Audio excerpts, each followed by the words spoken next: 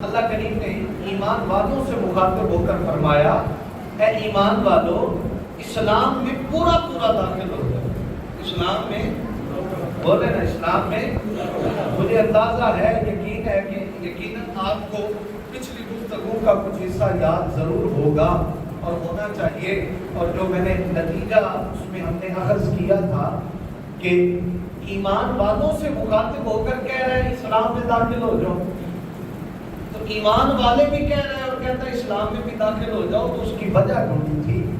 اس کے اگلے حصے میں، اب وہ میں مضمون دوبارہ نہیں چھیڑتا، اللہ کریم نے اس کے اگلے حصے میں جس چیز سے انسان کو متنبہ کیا ہے، تنبیہ کی ہے، للکارا ہے، روکا ہے، سمجھایا ہے، خبردار کیا ہے، وہ کیا ہے؟ اللہ نے فرمایا خبردار شیطان کی پیروی نہ کرنے لگ جانا۔